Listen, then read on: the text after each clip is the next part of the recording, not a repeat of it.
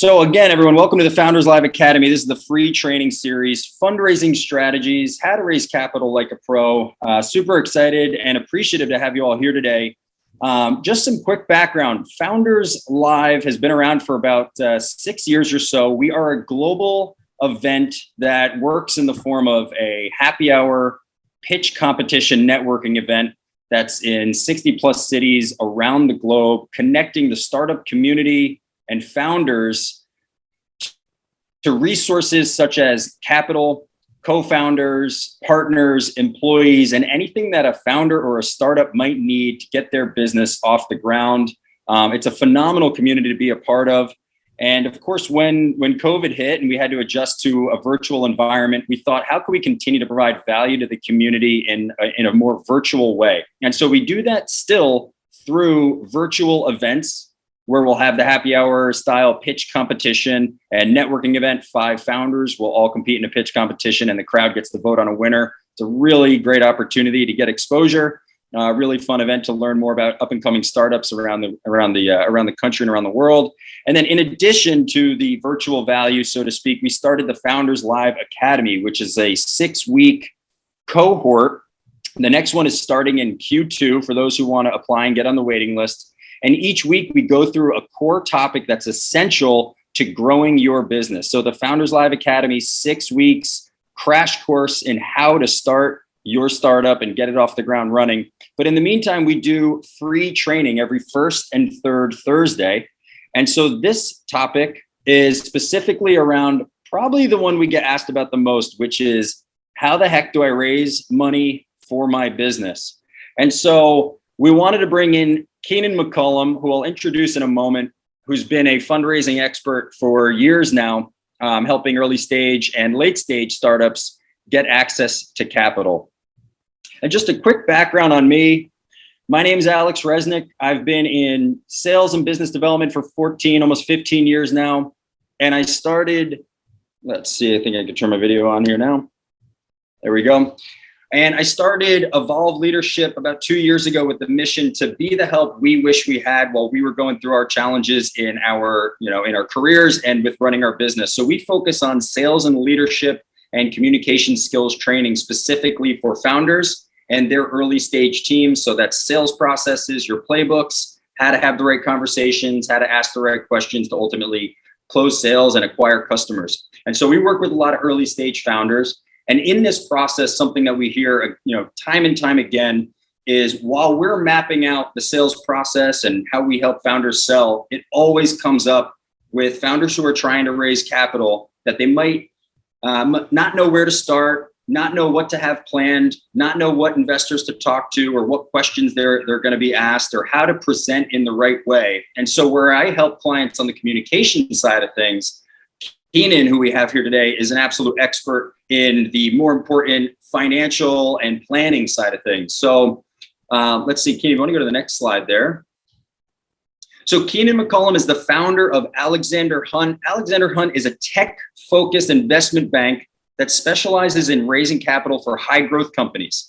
And they take a technology and data-centric approach in order to streamline their processes, driving valuations higher and cutting time to close by 20%.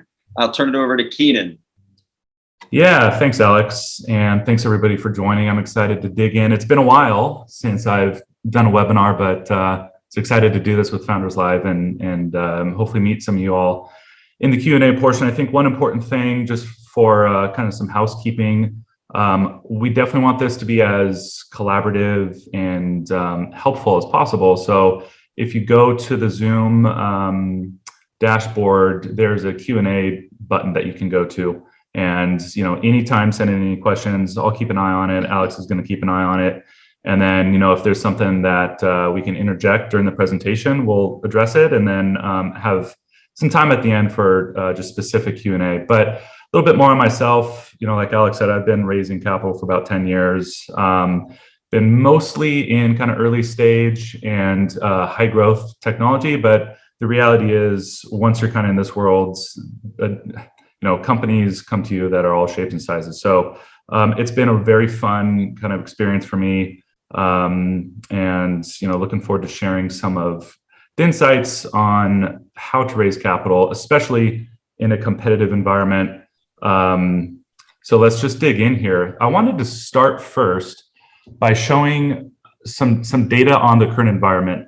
As most of you, I'm sure, are aware, the timing right now, it's never been a hotter VC capital raise type of environment. There's more capital in the markets than ever before, even adding to record numbers from 2021. More deals have been funded, but with that brings a significant amount of competitiveness for deals, and kind of the benchmark for quality of deals has actually improved. So with all of that context, this isn't the world where we can just go out, make a couple of VC calls and raise $5 or $10 million for a pre-revenue kind of company, especially if you don't have the right relationship. So what we wanted to cover today was just some interesting data that kind of proves some of the points on why running a process, why really being proactive is so vital now more than ever. So just digging in here, you can see that the overall VC market has almost doubled since last year, 2021 to 2020. Some pretty significant growth has gone on, about 17,000 deals. Now this is across all stages, so keep that in mind, but this is all in the VC environment. Also, the deal value has increased. As you can see, not only just the volume, but also kind of the per deal volume here. So again, just showing a lot of movement, but really leading towards, hey, our benchmarks are up. This is actually from somebody that I've spoken to quite a few times, beginning in kind of the beginning of the pandemic, when everybody was starting to get concerned, and then kind of got back into the markets. People then were saying, hey, look, there's a lot of activity. We can really pick and choose exactly what we want to work on. So that's an interesting take. I think most people here are probably more interested in kind of the seed and angel stages. So this is pretty comprehensive on combining both seed and angel, showing a lot of opportunity to go raise capital. But what does that mean, right? Just because there's deals getting done, how do you do it? Does it mean that your deal, your company is a good fit? There's a lot of new entrants into the market. So in this early stage world, family offices, high net worths are more and more active. And because of both competitiveness from a deal perspective, but also from the capital sourcing, valuations have gone up, and more first-time funding has gone up than ever before. You can see the chart on the right. First-time deals in 2021, 4,300 or so, and at more significant valuations. So obviously, as we're out in the market, we want to make sure that we can be one of those deals that gets closed, but also kind of fit within the valuation growth window that we've been seeing pretty consistently now, all of the last 12 months. One final point for some of this data is that the check sizes is actually increased. Now, that's significantly linked to the fact that funds are actually raising more capital.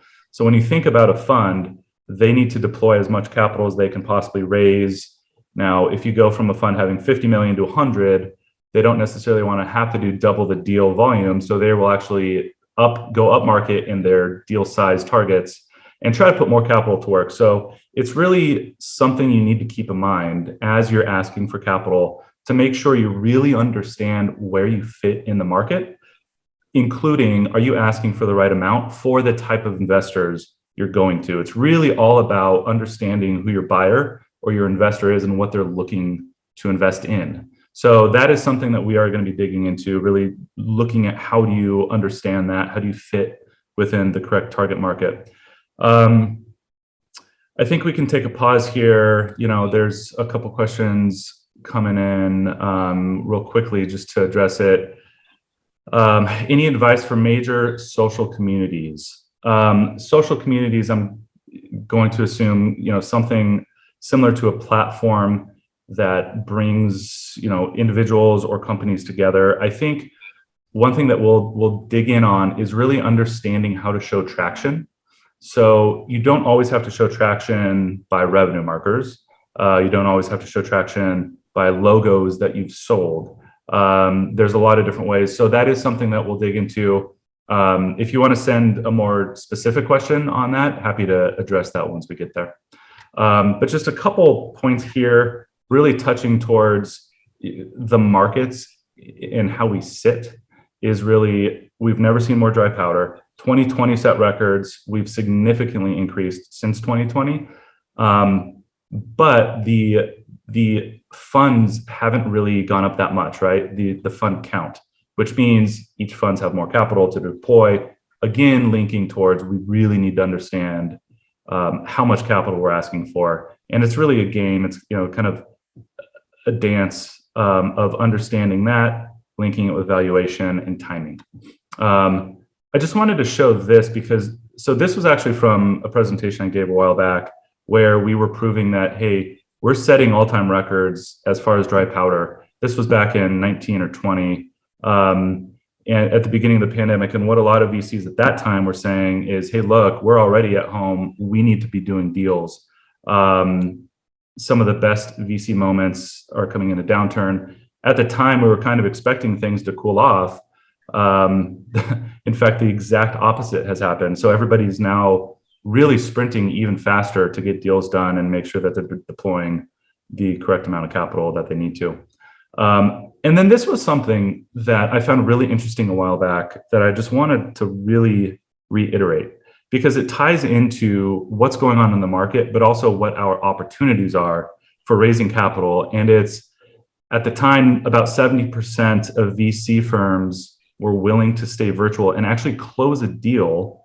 So sign term sheet and then due diligence and then actually fund a deal without ever meeting in person. Now, that is pretty significant, obviously, as the pandemic seems to continue just chugging along.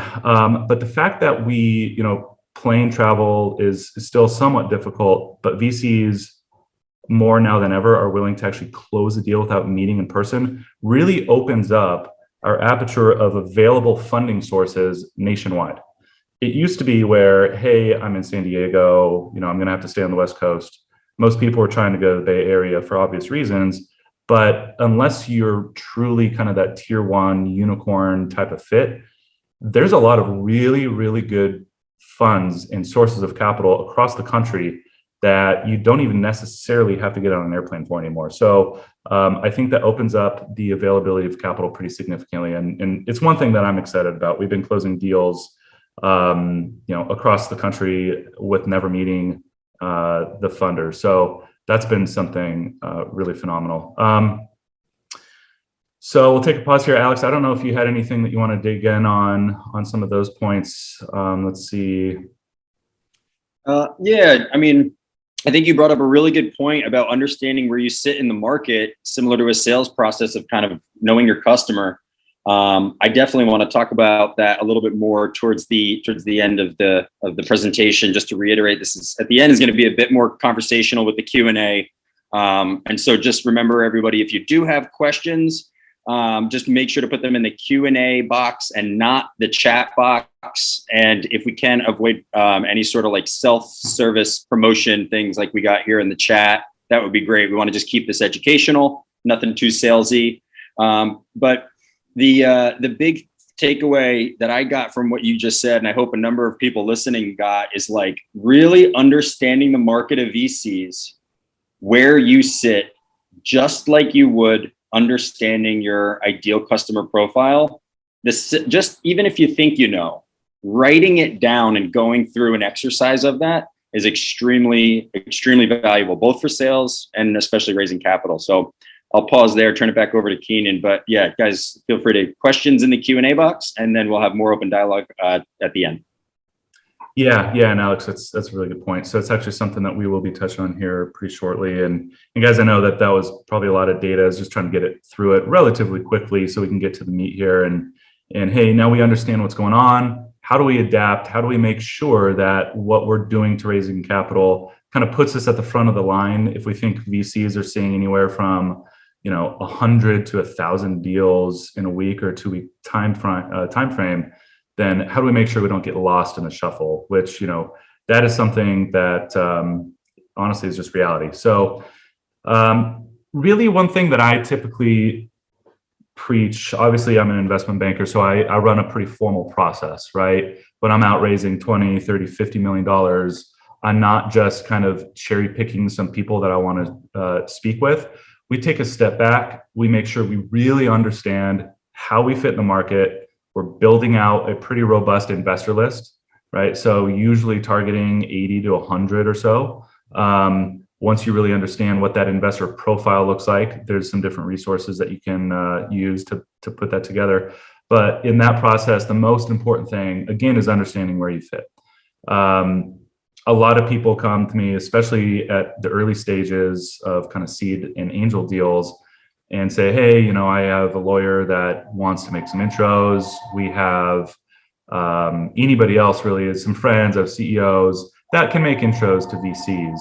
But even if you can get those intros, you don't necessarily want to go after them right away. We want to take that step back, put them on an investor list, and be very coordinated with what we're doing. A couple of the things to make sure that we're prepping for is on the marketing material side, on the financial model, and then once you have all of that prep, really running that process and going proactively, making sure to be proactive going to market. So part of that really in taking the step back and going to market is understanding where you fit. We've already mentioned it quite a few times. So to dig in a little bit further on what some of the KPIs could be beyond revenue, it's, hey, are we a technology company? Are we a services company? Really, what style business are we? And where do we fit within the market? If we need to raise capital to go create the technology, how can we make additional progress before we have a totally final platform, right? So making sure we have an MVP, a minimum viable product, even if it's something that's service-based, to prove that there is a need for it in the market can be really critical. As an example, you know, say we are a community organization, right? That we want to bring people together from, you know, a certain community, whether it be regional or interest-based. Well, to do that, maybe you think you need an app and you want to go raise to create the app. But in reality, what if we create either a website, even just an Excel sheet where we're building the community and performing the services ourselves? That's proving that there's a need for that or a want. And you can still prove out metrics there, like how sticky people are in the community, you know, how active they actually get within, if you're throwing events, things like that. And then what that does is that allows you to take that to an investor and say, hey, look, we can get even better, right? We already know kind of our baseline, but we can get even better and scale this faster if we go raise a couple $100,000 to build an app. So just some ideas there. Intellectual property is always important. The reality with IP, though, that I found is unless it's something truly high tech, deep tech, or maybe kind of groundbreaking in the thought process, IP, especially in software, is relatively easy to get around. It's a good step to go through, but it's certainly not the end all be all, right? And then one thing that I see a lot, we did a deal about probably 18 months ago for a company that was doing 2.5 to 3 million in ARR, didn't want to raise a significant amount. It should have been a really good Series A fit. But what we found was because of the way that they acquired the revenue, because of the sales team and how it was organized, it really wasn't an organizational fit for the VC Series A markets because they just weren't sophisticated enough. So one thing that you can do there is bring on additional board of directors or board of advisors that kind of show, hey, look, I can recruit people that have a lot going on that maybe have better things to do, but I can get them excited. That shows VCs that you can bring on talent, which right now is one of the most difficult things, no matter what stage you're at. But also that, hey, look, somebody else that is experienced has vetted this company and believes that it's something that is worth their time and effort. So that's one thing you can do to bring in, you know, some organizational sophistication, making sure that if you're the CEO and you're the only person selling at an early stage, that can be pretty troubling. Especially once you're getting and cresting past that about $1 million or so in ARR. we really need to begin building out a scalable sales team with structure, with process, things like that. Because if you don't have that, the capital is going to have to go to build that. And there's too many questions left there. And then, if you're at a stage where perhaps you want to protect against dilution, maybe you're not necessarily a great VC fit, are there other options? Whether it's family offices, high net worths. One thing that we've been seeing a lot lately, and I've actually closed a couple deals in venture debt in the last couple months. So that is a tool that companies are using both at early and growth stages. One, because earlier stages, perhaps they're not ready yet to go out and raise the 10, 15, $20 million Series A. And then growth stages, because maybe they don't want to sell equity. They want a relatively non-dilutive form of capital. And in certain cases, venture debt can be a great solution for that. So that's something that we'll actually dig into a little bit more and show you really what venture debt is doing and how it's kind of described. So back to filtering investors. As we think about market fit and what investors are going to be important, we need to have a hierarchy of what investors are looking for. And so we can use that to build our investor list. One relatively easy is geography. Some investors now will only invest, some say west of the Mississippi, some will say east, some is literally just on the coasts. So understanding what that looks like can be critical so you don't waste time and reps kind of going after the wrong fits. As we talked about earlier, because of the pandemic and how it's shifted really the expectations in the market, you don't really need to stay within your regional bubble now, right? So we can be emailing groups. We closed a deal with investors in Georgia for a company that was in Florida, and we were running the deal out of San Diego. Never met the investors in person. And that is really common nowadays. So don't be afraid to put investors in Omaha, Nebraska on your list. Just because they're not in San Francisco does not mean that they can't be a good fit. And frankly, some of the more creative and willing to partner type of firms are actually out of off of the coasts, more in the Midwest. So keep that in mind. Again, check size for the type of investor you're looking for is pretty critical. Typically, investors will have that on their websites. You can use Crunchbase as well as a good tool to do some research and understand the type of check that they want to invest. And then one thing, just to get a little bit adjacent as far as check size, is one thing I'll do on calls is actually ask the investor before we even get into the pitch to tell us a little bit about them and the fund, the firm, what they like to see, what kind of companies they like to write checks for, the sizes, things like that, because then it really tells you how to pitch the investor. So that's one thing to keep in mind. Revenue should be relatively obvious, but it's usually not. Believe it or not, a lot of groups might have $500,000 in ARR and are trying to talk to groups that have a very clear floor of, say, 2 million in ARR or maybe 5. So those are things, once you understand what investors need to see based on their LPs, so the investors in their funds, there's some rules that they just can't break. And typically revenue size is going to be one of them. So that's going to be really important. And then that internal maturity that we were discussing around kind of sales organization, checks and balances within the company, things like that. Because there's so many good deals right now, this is really one thing that investors are pushing on. If you meet the revenue size, maybe you're kind of in the growth range, but maybe a little bit on the lower end, you have to have the internal maturity because, chances are there's going to be somebody else with similar revenue metrics, similar growth metrics, but maybe just look like a more ready to scale type of organization. So Keenan, yeah, go ahead. so real quick, I would just to jump in. Not sure. Back to that previous slide, potentially this question. Not sure if you saw Bob's question. Is there a website somewhere that identifies which VCs are interested in which industries, so one can find the right potential partner? Would you recommend a website or websites, or do you kind of have to roll up your sleeves and type in a bunch of different Google searches? That's a really good question. So I think The best fit for everybody here is probably going to be Crunchbase. There's a pro version if you need that, but you can still learn a lot without even having the pro version. And typically what I will do is you can make search queries and say, hey, look, I'm looking for investors that are headquartered in the US. They are in the, I don't know, logistics tech SaaS space. They will invest check sizes of 5 to 20 million, and they need to see revenue between 1 million and 10, something like that. That will then pump out usually a pretty long list of investors that you can start digging through.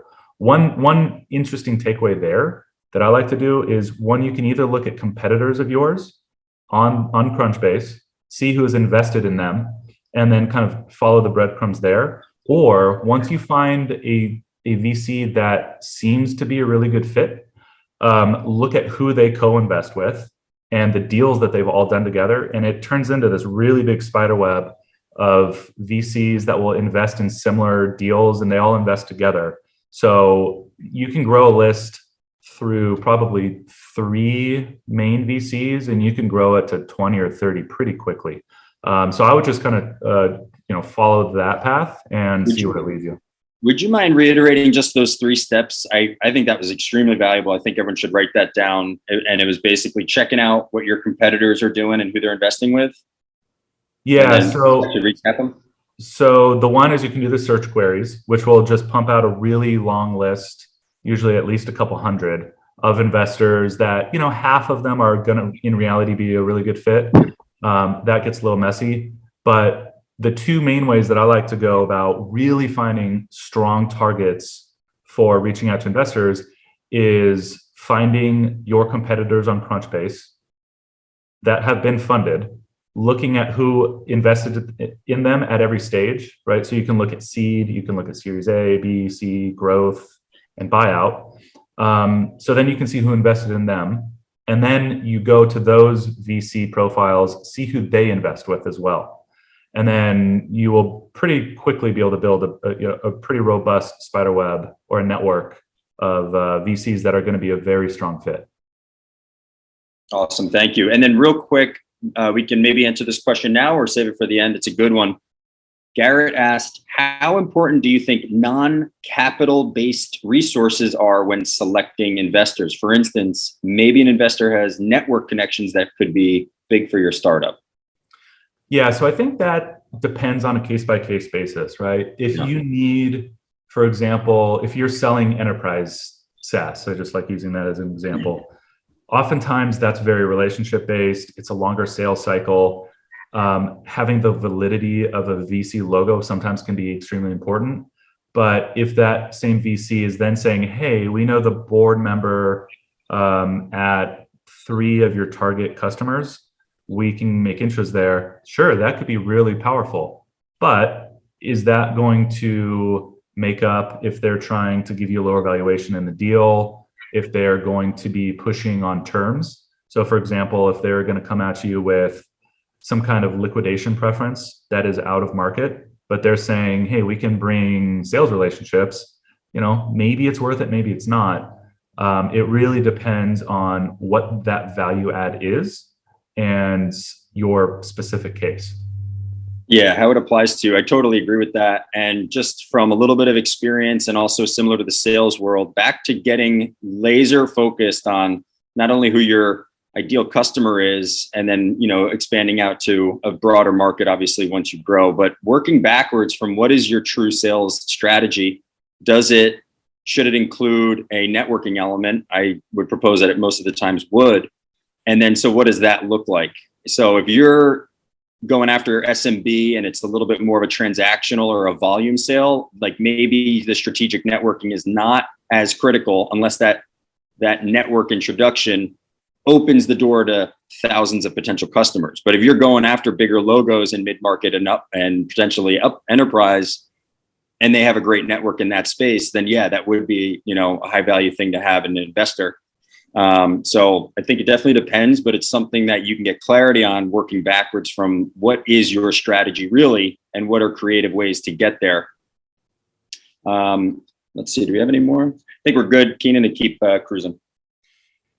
Great. So yeah, and one more thing that I'll throw out there that just crossed my mind is, as you're looking for some value add, a lot of investors will say, hey, we can help with sales and marketing and with a couple of different things. You need to really do diligence on understanding if how in the weeds they actually get. Typically when investors, especially early stage VCs, are saying, hey, we have all these resources, it will boil down to a couple intros. Often, their job again is to put capital into the markets and manage their investors' capital as well as they can. It's not to roll their sleeves up for every single portfolio company. Now, some will do that, but oftentimes it really comes down to just making some intros. The one thing that I think lately that would be the most valuable is help on recruiting. So I have clients ranging from about 7 in ARR to 50 million in the tech space right now. And everybody is having problems with recruiting high quality talent, whether it's on sales, product dev, even in HR or accounting. So if they do have resources there, that could definitely be something that can really accelerate your growth. Because part of the problem is you can go raise $20 million, but if you can't hire anybody, you can't put it to work. So just something to keep in mind. All right, we'll keep marching along here. So I promised earlier that we were going to dig into venture debt. I just wanted to cover this real quickly here because there's a couple somewhat myths about venture debt, but also a lot of, in my experience at least, a lot of groups have not been very familiar with it. So just as a quick primer on what venture debt is, it's essentially high risk banks or bankers that invest debt into companies. Oftentimes, it's going to be companies that have a strong VC logo on the cap table. So they'll typically be underwriting your past investors' ability to continue to fund you. So that's what they're banking on should your company start to falter. Now, that's been the historical or traditional venture debt fit. What has been happening is there's been a lot of other funds that are now smaller that have been raised in the last couple of years, and they're starting to get comfortable, similar to VCs, with, hey, do you have a strong technology fit? Do you have a good list of logos for clients? Are you around, say, maybe $1 million in ARR, maybe even a little bit less, but starting to really trend nicely? And they like to come in and fill the gaps to allow you to continue to grow, maybe get another 6 to 12 months of runway prior to, say, that larger equity type of raise. Usually they're going to want to see that in the plan. But it is encouraging that there's been a lot more early stage funds that are writing smaller checks as well, get into the venture debt community, because it's alleviating a lot of issues getting VC capital, as well as holding on to your equity once you are kind of growing and scaling quickly. So one other thought on that I've been seeing pop up lately is, companies maybe doing 10 million and under in revenue, looking to go acquire another business to grow their revenue or maybe even bring in some EBITDA. If for whatever reason they don't have a 2-year track record or they don't have the cash flow, whatever the traditional type of metrics that normal banks are going to need to underwrite, this could be a really good option for that as well. So something to keep in mind there. One thing that is critical, but often or almost always done incorrectly, is a financial model. So as you're thinking through modeling out your business for VCs, this is going to be critical. One, because you need to show what your business can do and the returns it can provide a VC. But more importantly, what are the drivers of the business? Do you really understand how it scales beyond just saying you're going to achieve 1 million next year and 10 the next?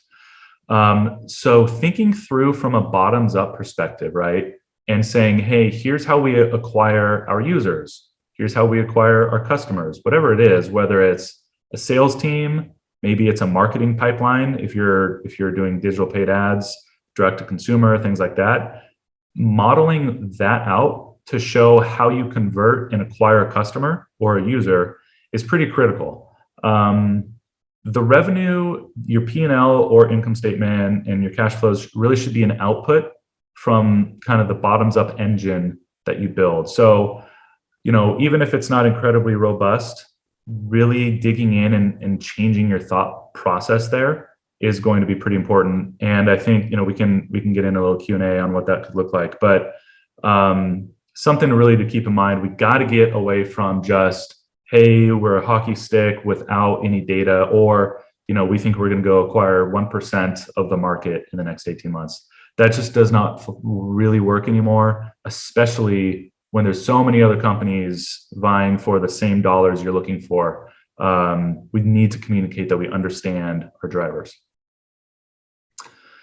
So the last thing here that I really wanted to touch on, I think that's probably the most important and helpful, is from a high level, how are we really going to run a process?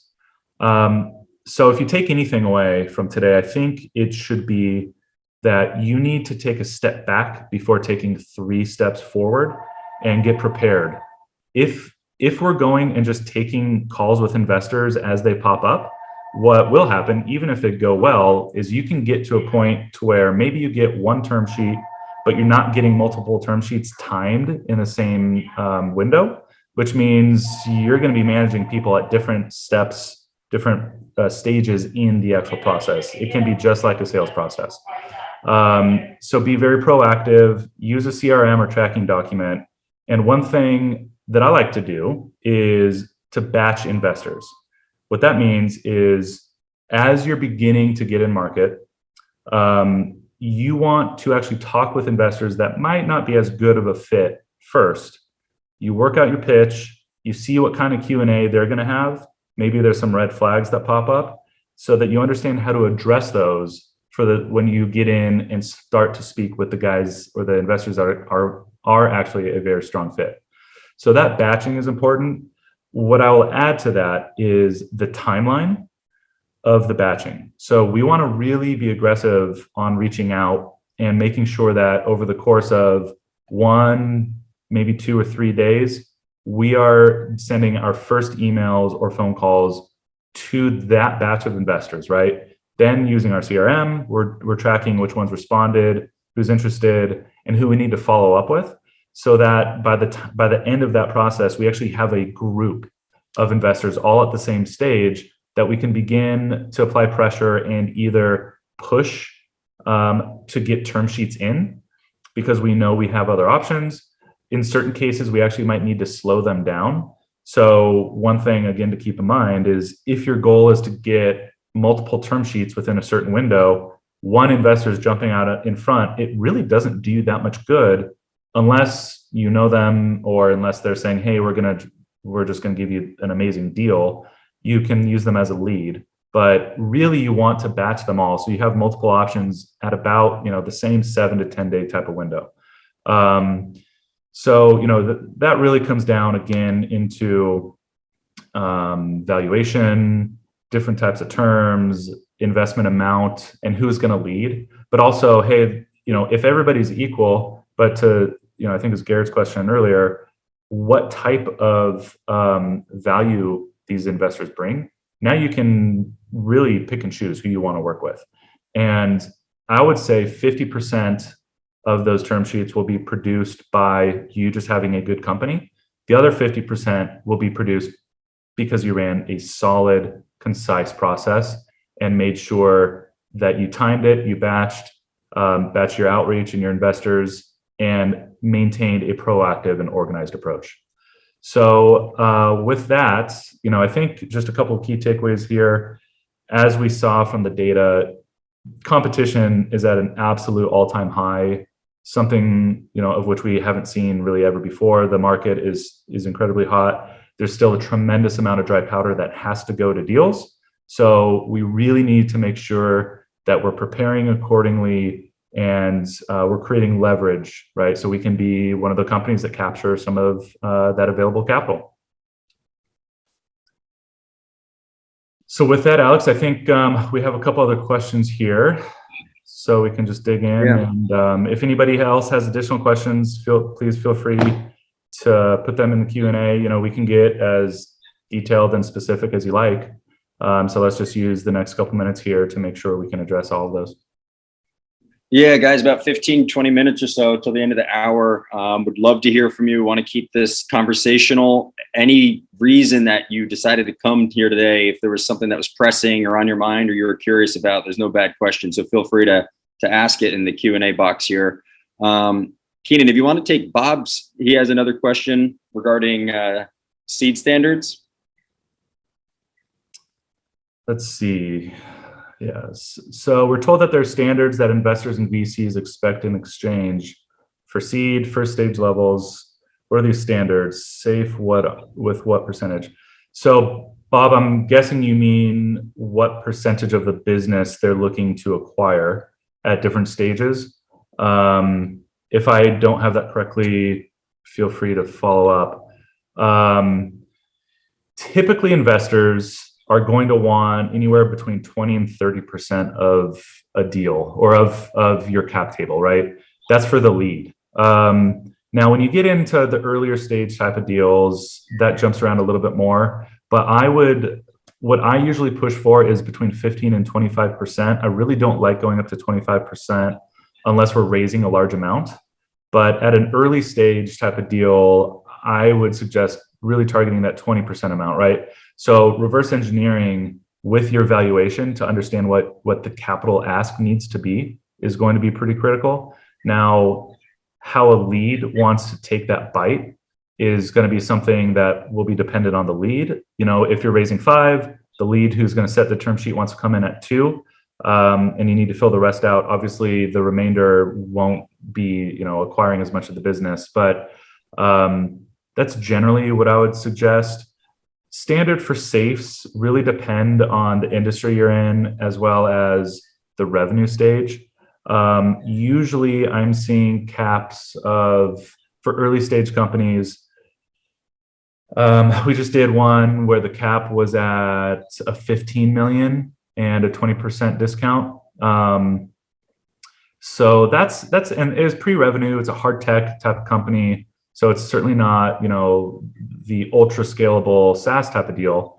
But that kind of 10 to 15 million cap, if you can prove traction. So these guys, for example, have IP. They don't have any customers yet, but there are some LOIs.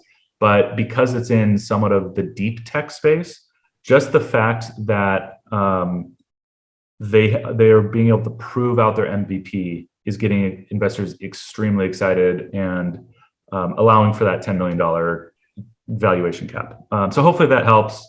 Bob, let me know if you want me to dig in any further. Let's see, we got some more here. We got Terrence there. How would you suggest overcoming previous investor negativity? Yeah, that's a really good point. I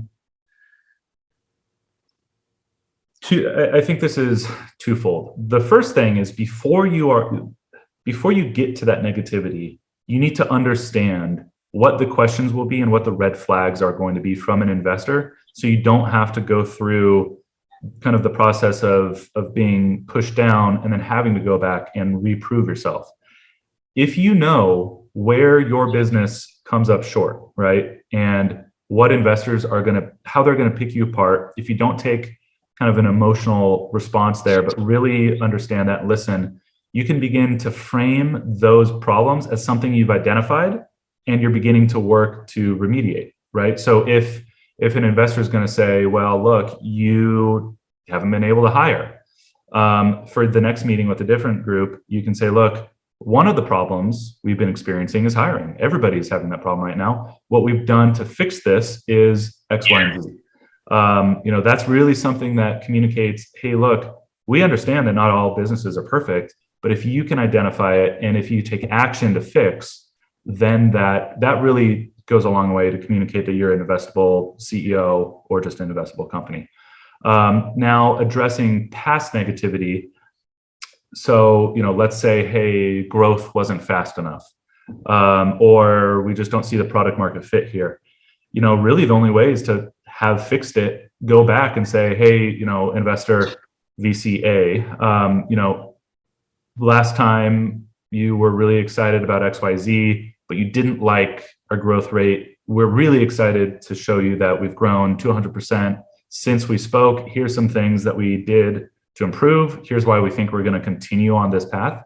And to be honest, if you can prove that you've either fixed or begun to address those issues that they brought up to bring the negativity, it actually can turn in your favor and really accelerate those types of groups. So those are a couple things that I would suggest. Let's see, how important is it for investors that early stage entrepreneurs show global international market and not just domestic? It really depends on your domestic market size. That can be a double-edged sword though. So if you do have a strong domestic market, and it's large enough for typical VCs, you don't want to get too distracted by going international, because going international means your business is a completely different one than what you're doing just domestically. It requires different personnel. Maybe you have that skill set, maybe not on staff right now. So if you have a decent domestic market, I would suggest focusing on that until you get to a point to where you're ready to go international. If your market domestically maybe isn't that large and you need international, I think the narrative really should be, hey, our entire addressable market internationally is $100 billion, whatever it is. It's a large number. We want to focus domestically first because we think we can gain significant momentum in the States. It will require less capital expenditure. It will require less headcount, and we'll continue to prove out product market fit as we build a scalable organization so that once we're there, we can expand internationally. Those are a couple things that I would certainly suggest there, but really depends on what the domestic market size is. Alex, are there any other ones that we want to tackle? Let's see. How much does past experience or successes matter when it comes to gauging risk with new founders? If someone has been an executive with past successful exits, acquisitions, but not at a founder level, does that help with raising? Yeah, certainly. So, I mean, if you've had exits and say you were the CFO or maybe COO or even someone that was working with the leadership, that is something that I would push for sure. That shows, hey, look, maybe I'm a first-time founder, but it's not my first time in the startup environment. I've seen success. I understand what we did to reach that success.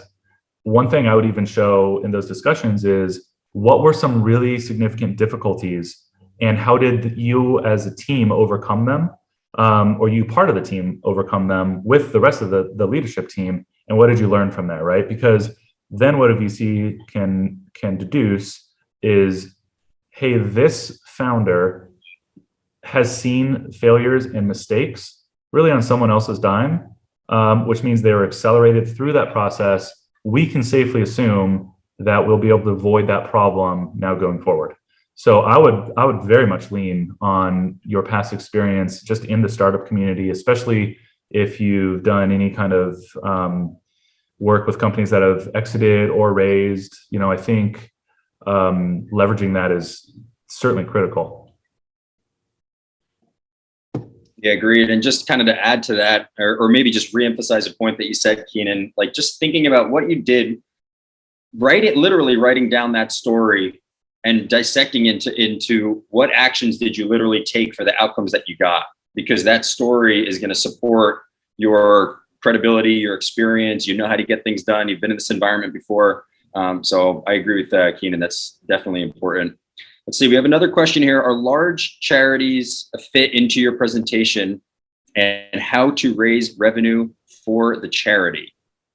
I got that right. So large charities. So this process is really, to be honest, when it really boils down, it's a sales process.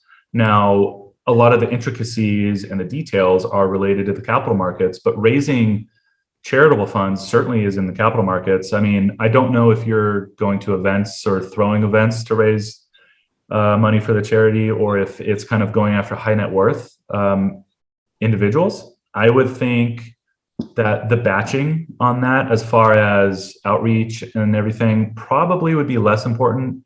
because you're not going to really be negotiating term sheets to raise for charity. However, making sure you're targeting the right folks, making sure that you're being very proactive with the CRM, and you have that narrative really dialed down is just as critical raising capital for anything. Certainly charity would fit within that framework. Absolutely. Let's see, we got a couple other questions here. Some of them are a little granular. I wonder if they might warrant a follow-up conversation with them reaching out to you directly, Keenan, to potentially get in touch with you. Yeah, sure. See. Our company is in the process of applying for our US patent. As a result, we have not actively attempted to sell the product solution. What is best practices on timing for seeking out venture capital?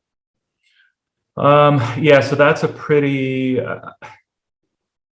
ultimately, it depends on what you need the capital for. So if you're going to suggest, hey, we're getting IP, we need capital to go produce this product that is protected on IP, that's one thing. I think I would start looking at high net worths or angel type of investors. And there's groups that are angel investors that don't necessarily need to see revenue. With that, I would strongly suggest getting data on a very high level of certainty in your product market fit, whether you're doing surveys, whether you're getting people signed up with letters of intent or anything else saying, hey, look, once we have this, we know we can sell it. So to show that market want and the push from the market, so basically what you're hearing from the market, that's the way that I would take that to the investors, no matter if they're individuals or sophisticated angels or seed groups. Because there's just no way to get to revenue, I'm assuming, until you produce the product and you need the capital for the product, right? So you got to be able to show the traction beforehand. One thing to keep in mind is there's quite a lot of grant money out right now for deep tech type of deals. So, there's an all right chance that you might even be able to make a case to go get $1 million in grant funding. I don't know. I would certainly recommend looking into that though. Yeah, that's a good point. I think a lot of these things do boil down to the sort of like psychology and sales process approach. And what I mean by that is, I think I've seen a lot of founders, and I fell into this trap with the previous company a few years ago. We're so obsessed and in love with our product idea. Sometimes it could be, there's a little bit of fear in the way of talking to our potential customers, because we might be afraid to get that negative feedback that we don't really want to hear deep down, even if we say out loud, like, oh no, I love feedback. So we want to really practice this self-awareness mindset of I'm open to feedback, I'm open to constructive criticism. And the approach that I would take, both the mindset and also in your process, is that you just practice dropping the ego and truly talking to people and hearing what their feedback is for you. Do not be afraid to go out there and get rejected a little bit. Everybody does. You can't please everybody, but you're going to ultimately find out who you're truly for. And so I wouldn't wait on any of that. So if it's, our product's not ready yet, it's 6 months away in development, fire up a landing page, fire up a clickable demo that's not even real, it's just designed, but the buttons work. Whatever you need to do to go out and get in front of people and say, hey, see this? Do you like this? Why or why not? We believe it solves problems, but you're the expert. You're the one who sits in HR, IT, cybersecurity. You're a customer who uses this type of app. What is the perspective from your world, the challenge that you face on a day-to-day, and how this could maybe connect those dots? And you're going to learn a lot from these folks. And in that, you could say, okay, great. If we were to build that thing, can we start to get you as part of a pilot program, a pre-sale? Can we get a letter of intent or whatever it may be? And you could take a lot of that really valid data like Keenan was just talking about, and you could package that up in starting to approach your investors. And the second thing too, and this is so similar to a sales process, is I see a lot of founders avoid the literal activity. A lot of this isn't necessarily complex or hard, but mentally there's blocks. Psychologically, there's a little bit of fear or intimidation or whatever it may be. And so I would, really, really encourage everybody out there, time block a little bit of time on your calendar. Maybe it's 8 to 9 a.m. or 8 to 10 a.m. where you commit to reaching out to VCs, reaching out to customers, getting feedback, talking to people, doing any form of prospecting or biz dev as it relates to getting clients, pilot customers, whatever, and also building that list of VCs, starting to have those conversations. Because so much learning and clarity is in the doing, is in the actual process of doing these things, of practicing your pitch, of talking to your customers, talking to VCs, et cetera. So I can't stress that part of it enough to get a lot of these answers that, we're seeing asked today. Yeah. And Alex, I'll add one quick point there. The amount of companies I've seen falter or just completely stall out because they're waiting on IP and they don't want to talk to anybody about their idea. There's so many more than companies that have failed because of that than have succeeded. Do not be afraid to share parts of the idea, especially if it's a trusted source at a company. You got to start getting that feedback as soon as possible. Yeah. I can share an example, and maybe this will kind of like get the creative juices flowing for some of you folks. I was at a tech startup and I was tasked with building a new business unit using the software that we had, but kind of repositioning it. And it was in the mobile app space. And instead of it just being about the mobile app for the end user, we actually had a special scenario with the behind the scenes dashboard. And we saw an opportunity to make it an employee communication vehicle and go up market. And so the very first thing I did, my kind of like superpower is just networking and getting conversations going quickly. We thought that we were a good fit for this thing over here, but then we talked to a bunch of HR executives and we found out that their need was over here. And we were actually able to pivot over and solve this problem. And we were just having the wrong conversation because we were married to this idea in the beginning. And so we revised our deck a little bit. We revised our messaging. We got to know our target customer even better. And then when we started having meetings about, topic B over here instead of topic A, the doors started to open up like crazy. The second part of that too is you'll learn about their sales process internally. And you might find out that, we actually don't want to go all the way up to enterprise because it's such a heavy lift internally. We don't have the resources to deliver the customer support, the account management, whatever it might be. But we actually have a really nice sweet spot in SMB and mid-market. Just for example, you'll find out things about their buying cycles, their procurement processes, their tech audits. You might have a really great solution and they want to rip it apart from a technical perspective, and that's why a deal is not getting done. So again, this all comes back to talk to your customer, say, hey, we have this, just some feedback. How do you think this works in your world? And they might say, oh, it really works really well over here. Or yeah, you guys hit the nail on the head. How do I sign up? But either way, none of this will happen if you're not willing to, it's a little scary. I totally get it. But once you get the momentum of it, it's not anymore. Just start having conversations with people and all of this starts to open up with a lot of clarity. So let's see, we got 1 minute left. So I think we're going to end it there. We will send the recording in a few days. We're just going to edit it up a little bit so it's a little more user friendly. We'll also send you the slides in a PDF format in the meantime. And then, so we'll follow up with everybody via email with that. And then, guys, if you have any questions as it relates to the financial side, get in touch with Keenan. In the email will be our contact info. Any questions on the presentation or communication skills side for sales or for your investor pitch, get in touch with me. Keenan and I are on a mission to help as many early stage founders as we can. We're absolutely obsessed with this, and we're a startup ourselves, so we walk the walk and we want to provide as much value as we can. So we want to thank you all very much for joining. We really appreciate your time today and hope you enjoy the rest of your day. Thanks, everyone.